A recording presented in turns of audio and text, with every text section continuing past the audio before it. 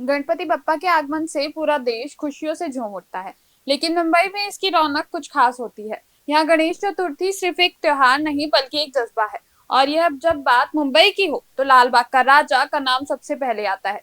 क्या आप जानते हैं कि लाल बाग की राजा की शुरुआत एक मन्नत से हुई थी? ये कहानी है 1930 के दशक की, जब मुंबई में लाल बाग के इलाके में मछुआरों और मजदूरों की बस्ती थी। वहां के लोग एक स्थायी बाजार की मांग कर रहे थे, लेकिन कई कोशिशों के बाद भी वे पूरी नहीं हो सकी। 1932 में जब उनका काम बंद हो गया तो रोजी रोटी की संकट खड़ा हो गया। फिर क्या था? फिर वहां के लोगों ने गणपति बप्पा की एक छोटी सी मिट्टी की मूर्ति स्थापित की और मन्नत मांगी कि उन्हें बाजार के लिए जमीन मिल जाए।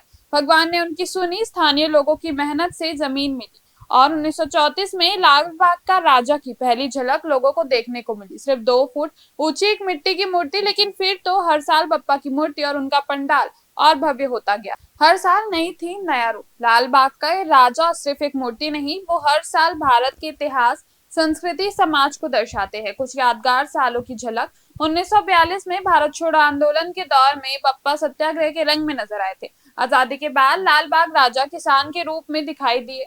1948 महात्मा गांधी को श्रद्धांजलि देने के लिए बप्पा को उनके रूप में सजाया गया। 1953 में श्री राम बनकर शिव धनुष को तोड़ने के बप्पा का रूप आया।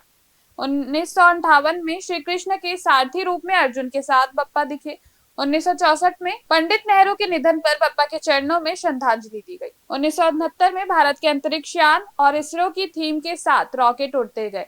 2024 में अयोध्या में राम मंदिर निर्माण की भव्य झलक। 2025 इस बार बप्पा तिरुपति बालाजी मंदिर की थीम में सजे हैं। एक ही चीज जो नहीं बदली, मुंबई करों की भक्ति और दीवानगी। हर साल लाखों लोग देश विदेश के बप्पा के दर्शन के लिए लाल बाग आते हैं। ये दीवानगी 1934 में शुरू हुई थी और आज भी 2025 में भी वैसे ही है, शायद और भी ज्यादा हो गई।